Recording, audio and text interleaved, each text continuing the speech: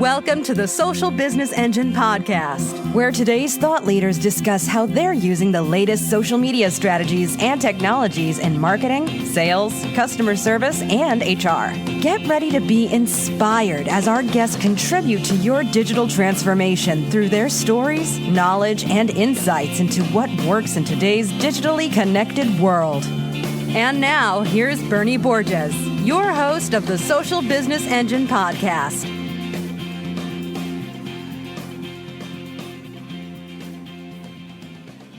Hey there, welcome to episode 127. I'm Bernie Borges, your host of the Social Business Engine podcast. Hey, thanks for listening today. On this episode, you are going to meet Ian Moyse, Sales Director at Axios Systems.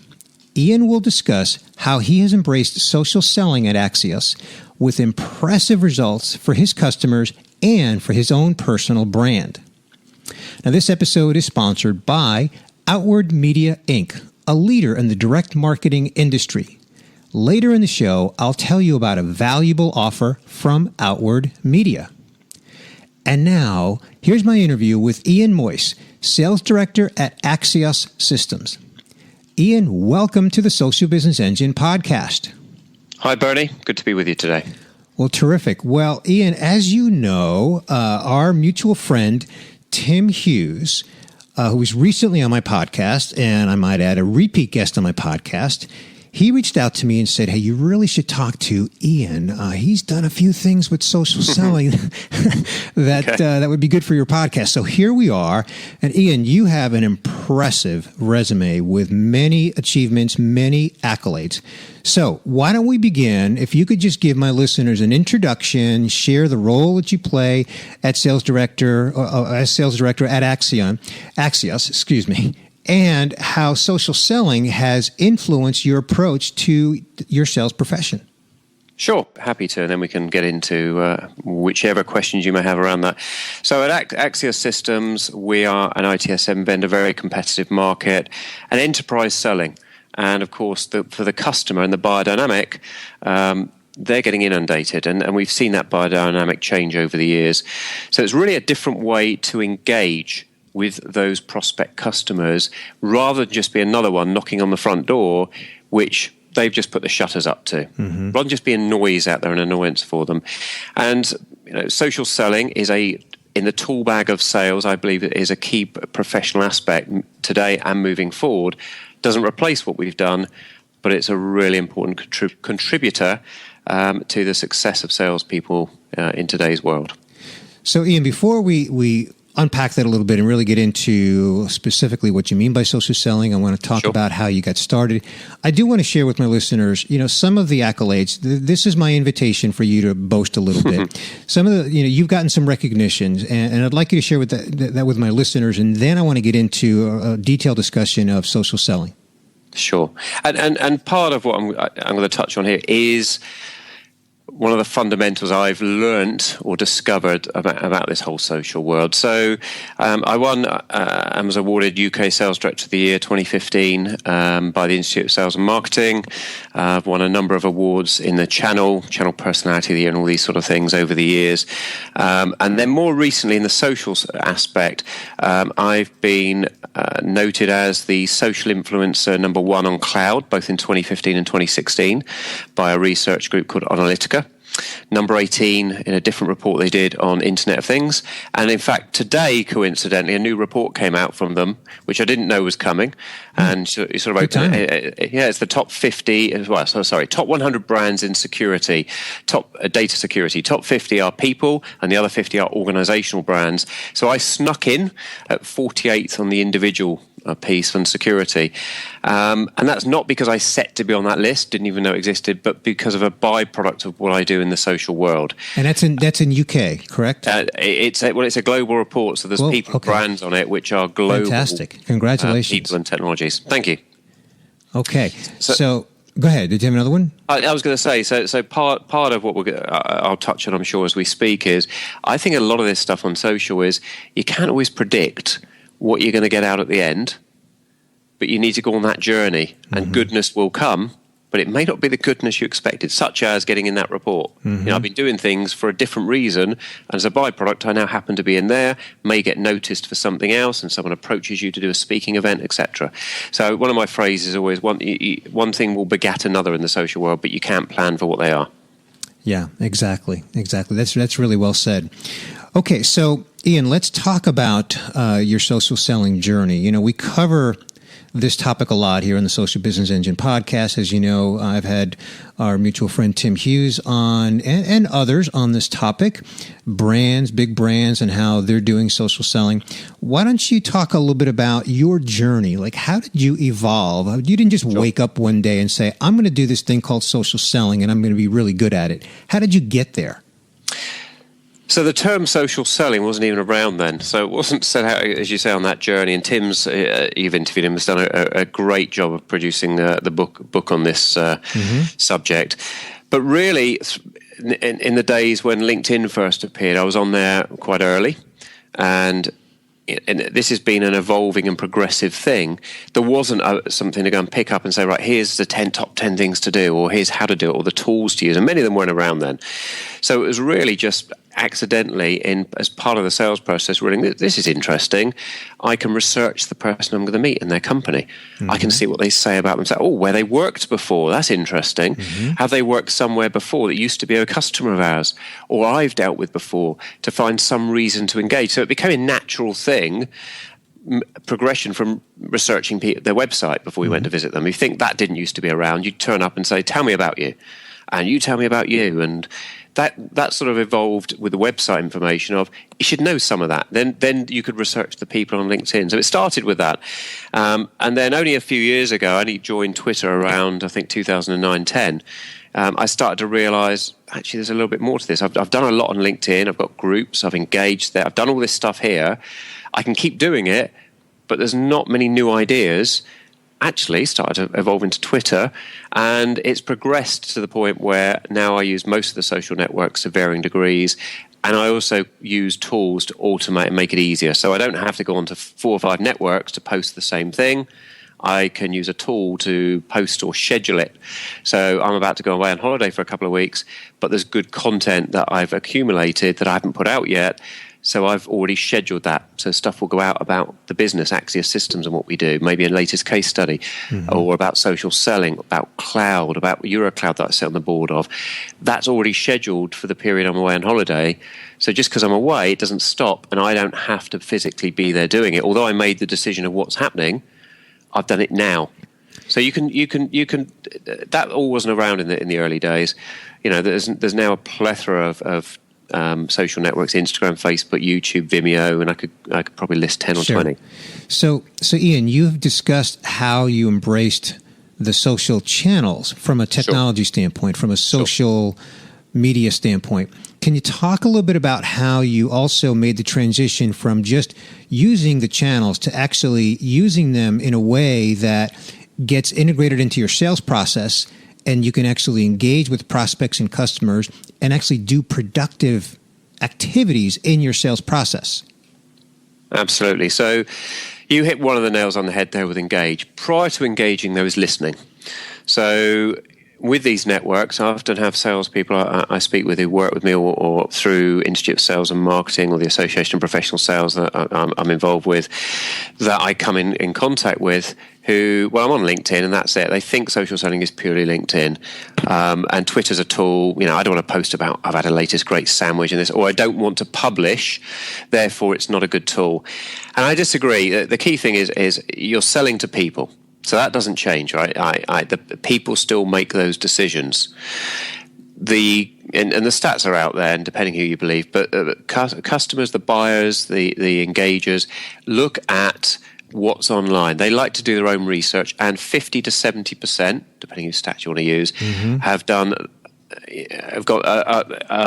massively through the buying journey before they engage a salesperson, which frustrates salespeople, of course, because you want to get there early, set the agenda, engage, and it's no, not ready yet. So it's very much like you might go into a shop and someone says, "Can I help you?" No, I'm just browsing. But when you do find something you're interested in, there's a question about it, then you call them over. The same's happening in the B2B world. But and that's been a big change over the number of years. That's because the information's available. They can find out about you not just on the website, but on your social accounts. They can find out about your business. What do you feel like as a company? Are you very corporate? Are you very friendly? Are you quirky? What reviews are out there on peer-to-peer sites? Gartner's released peer analysts. There's G2 Crowd. They can find out about you on the TripAdvisor type sites. What do other people say? And get an opinion from others that they may not know in the world. So you're saying all of that wasn't around before. So you're saying, Ian, that it's important that the buyer knows something about you, not just the company that you represent and the solutions that you deliver, but you. Absolutely. And they're going to look you up, right? The number of times before going to a customer, I've seen them view my LinkedIn profile. People are curious, right? Mm-hmm. And why wouldn't they have a quick look? Take seconds now. It's made so easy that people will do it. And what if they then spot your Facebook or your Twitter account? I said to people, be conscious of what you're sharing and what security rights you put on it of who can see it. Don't blame a customer if they see something about you they don't like. Right. That you can hide. Your personal life is your personal life. Well, they shouldn't be looking. Well, they will. And if they find it and don't like it, people, first impressions count, and first impressions are made very quickly. Unfortunately, today, those first impressions can often be made before you meet them, when you're not in control of it. And that's a big change, right? You can present, nice tie, nice suit, be on time, firm handshake, all the historical sales techniques, but actually they know stuff about you prior to you getting there. They've got an opinion of you, potentially. Is this a nice guy or gal? Do I think I'll get on? Oh, there's similarities. They may notice you're involved in charities, or you've done this.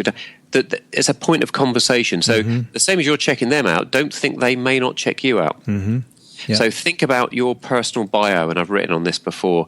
Think about how you're seen online. Search yourself in Google. Right. And just see what comes up in the first couple of pages, which is as far as people are going to go. They're not going to go to page 10, right?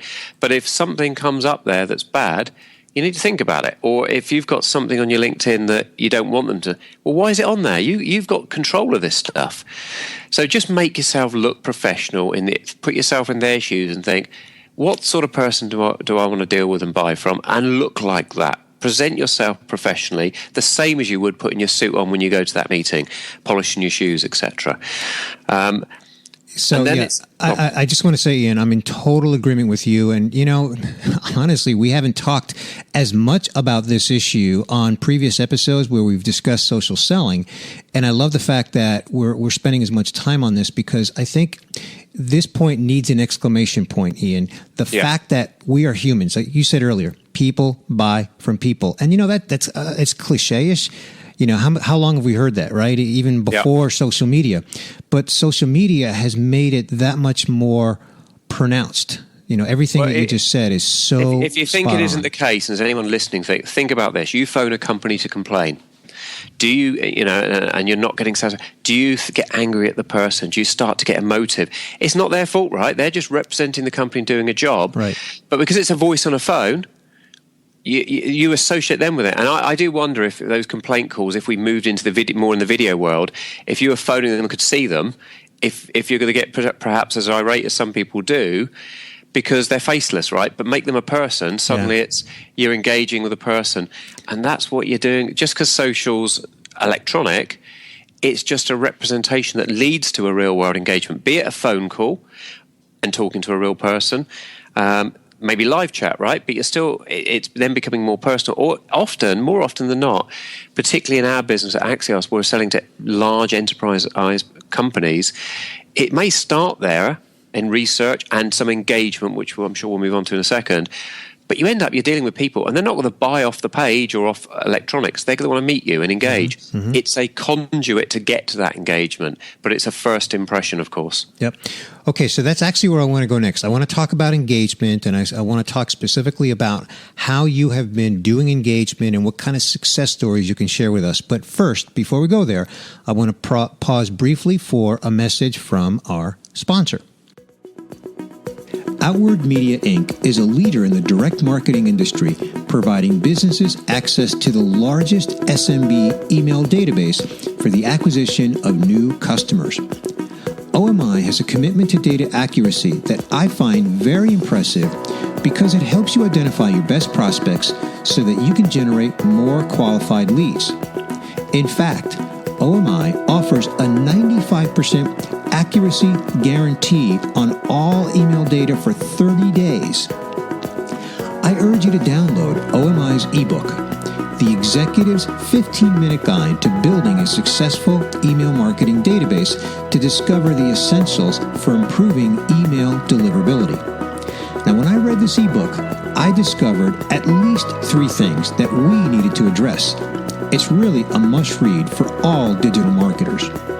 You can get your copy now at outwardmedia.com/SBE, and you can also find the link to this ebook at our website at socialbusinessengine.com.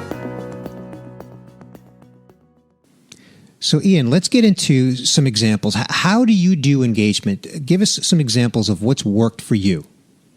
Sure, and I'll give you maybe a roll on into the pitfalls as well, and some of the challenges that people listening may experience, because this needs support of the business. It's no good a sales individual doing this if they've got a sales leader above them pushing them for a different agenda.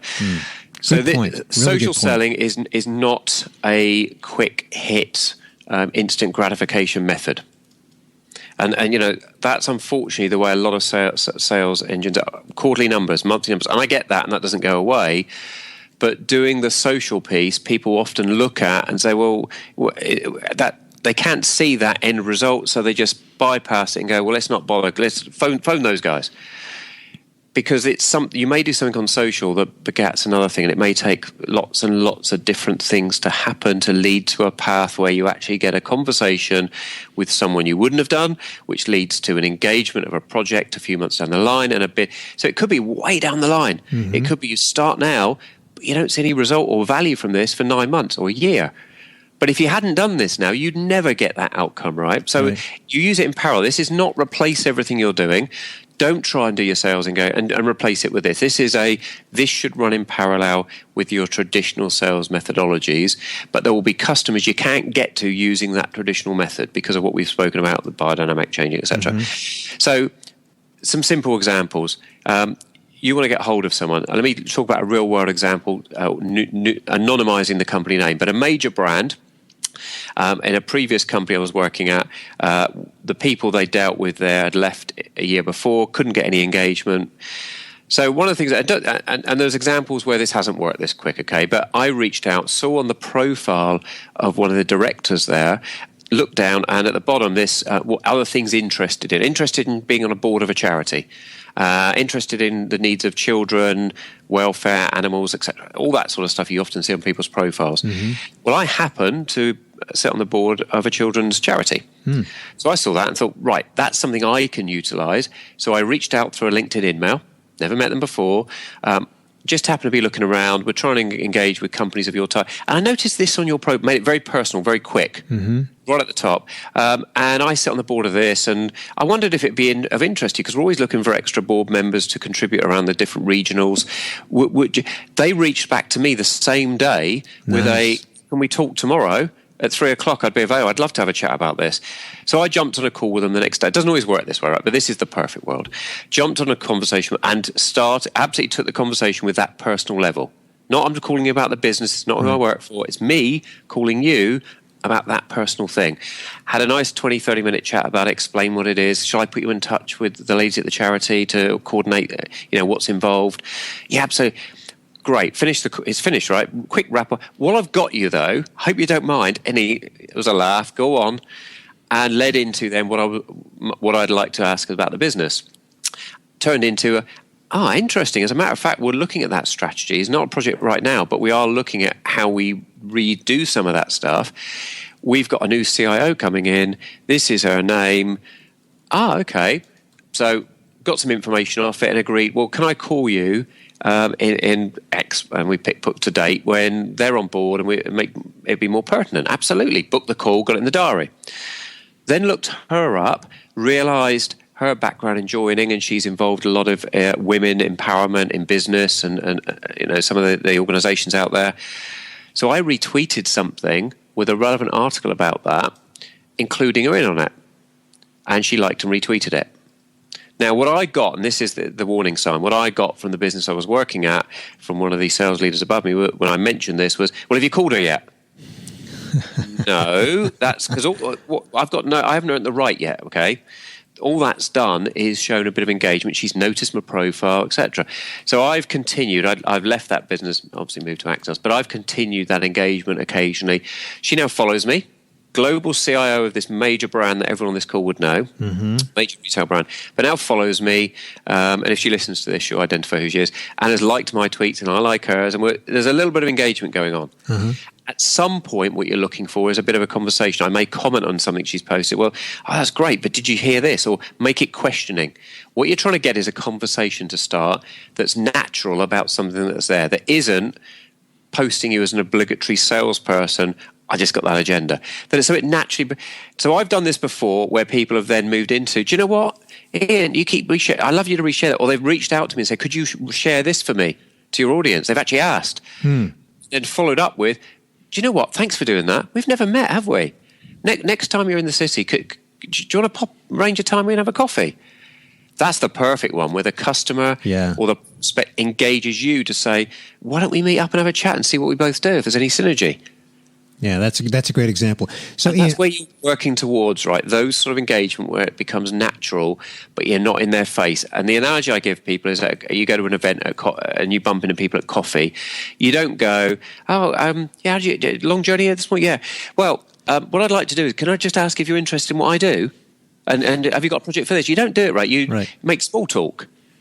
And it progresses. You might sit next to them in the event, bump into them at lunch, and at some point they'll naturally say, "What do you do?"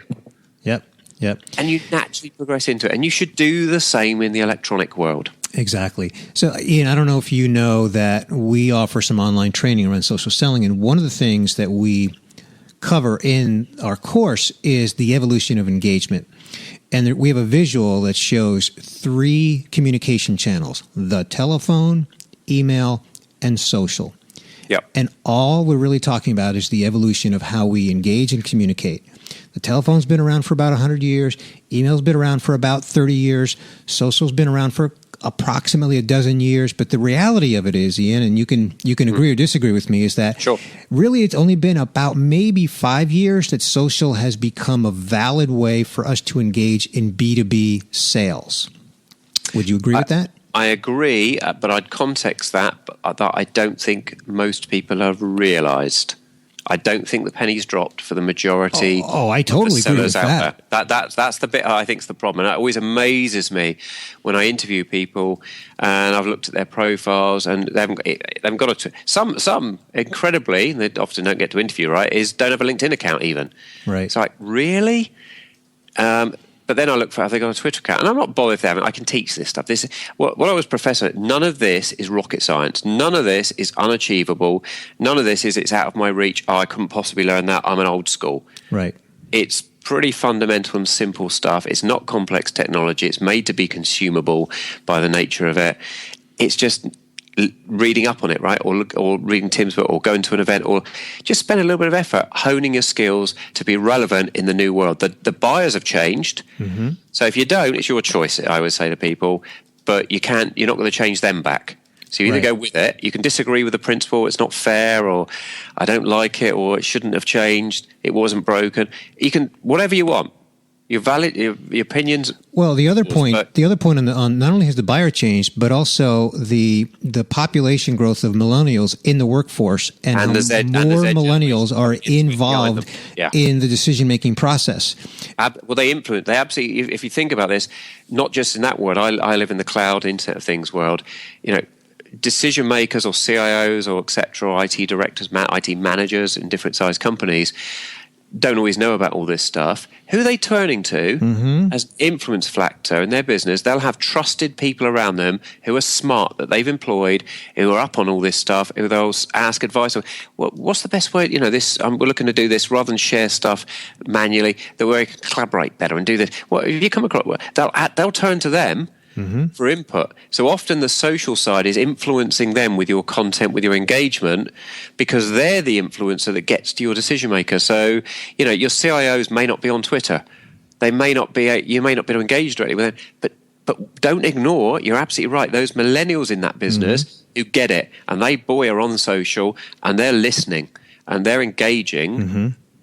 But Absolutely. often the sellers are missing it because they don't realize that. Exactly.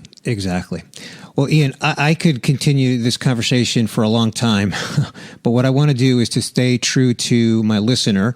Sure. I'd like to do a quick summary of our conversation, and then I'd like to ask you to just elaborate or fill in any holes on anything that I may have left out or perhaps got wrong in my summary. Okay. Sure. All right. We started our conversation with a brief introduction to Axios and the fact that you do enterprise sales there. And you talked about how the modern customer is just inundated with information. So this whole social selling phenomenon is really just another way to engage. We talked a little bit about some of your recent accolades. And again, I don't know if I have all this correct. UK Sales Director 2015 by the Institute of Sales and Marketing, social influencer, number one social influencer in cloud for 2015 and 2016 by Onalytica, and then just hot off the digital presses, ranked number 48 out of 50 globally in security. Did I get that right? Yeah, data security influencer. Data security, correct. fantastic. Yeah. And, you made the point that you can't always predict the outcome. You just have to go on the journey. And I love that. That's tweetable. Good. And speaking of your own journey in social selling, you talked about how you were an early adopter of LinkedIn, and you realized the basic power. You can research people, you can look at their work history, you can find personal interests about them and reasons to engage. And then likewise, you discovered Twitter around 2009 and have since adopted most of the social networks, and are using tools and technology to schedule content. You talked about how you're going on holiday, but you can still schedule posts to go out. But then we talked about engaging. And how before engaging, it was all about listening, but really in the last few years, it's been about engaging.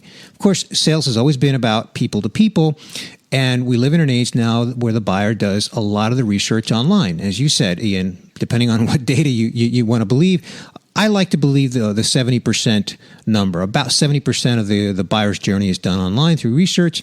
So it's all about how can you engage with them, how can they find you, and when they do, they need to find out who you are and understand who you are both professionally and even personally, because the opportunities are there and they're going to look.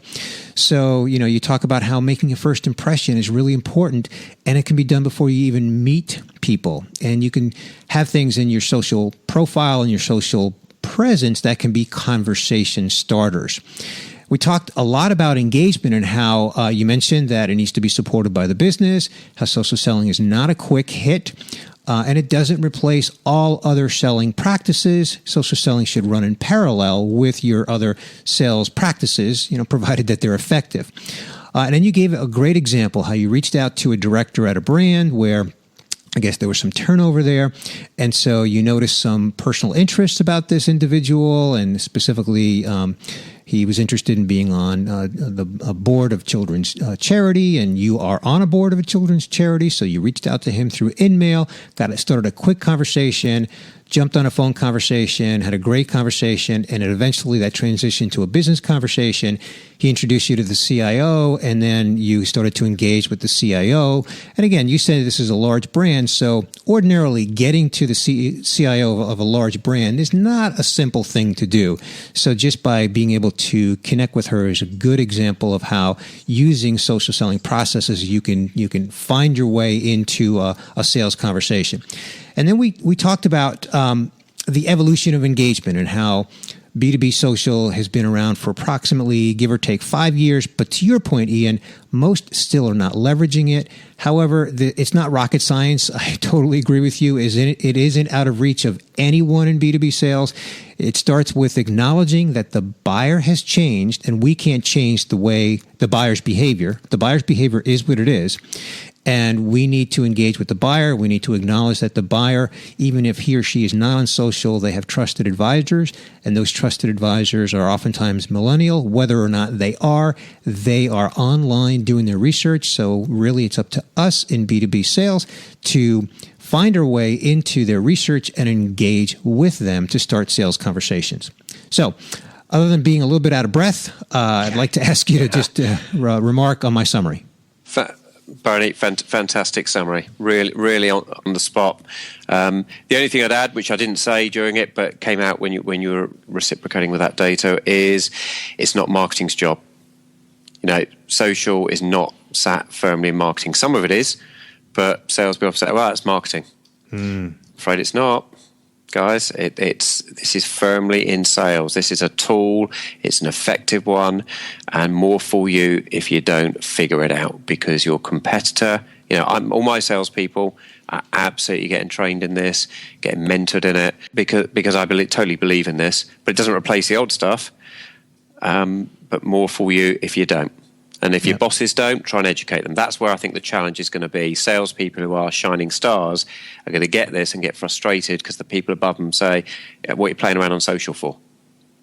I can hear it now. Yep.